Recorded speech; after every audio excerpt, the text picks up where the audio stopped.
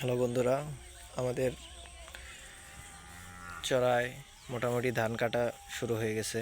এই যে একটা জমিতে ধান কেটে রাখছে এবং এইগুলো মোটামুটি পরিপক্ক হয়ে আসছে। কিছুদিনের মধ্যে সম্পূর্ণ জমিতে ধান কেটে ফেলা হবে।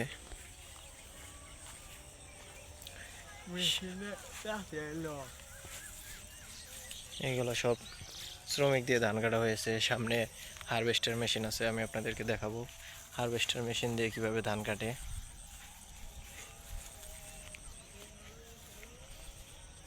এই ধানগুলো একটু একটু কাঁচা আছে, 4-5 দিনের মধ্যে এগুলো কাটার জন্য উপযোগী হয়ে যাবে।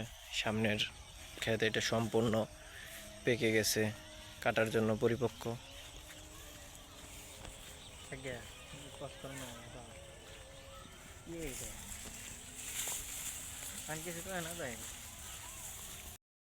আপনারা দেখতে পাচ্ছেন এই যে কিছু কিছু ধানের আটি এগুলো ছড়িয়ে ছিটিয়ে পড়ে আছে।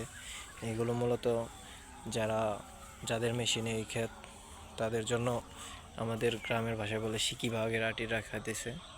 এগুলো পরবর্তীতে মেশিনের যারা চালায় তারা কালেক্ট করে নিয়ে যাবে। এদের এইগুলা পানি দেওয়ার পরিবর্তে এইগুলা আপনার দিতে হয়। দেখতে পাচ্ছেন সম্পূর্ণ ক্ষেতেই সিকি বাগের আটি ছড়িয়ে ছিটিয়ে আছে। এগুলো পরবর্তীতে একত্রিত করে যে মেশিন থেকে পানি দেওয়া হয়েছে ওই মেশিনওয়ালা লোকজন নিয়ে যাবে। এদিকে মেশিনের নেওয়ার মাপ হলো 3 আটির পর 1 আটি।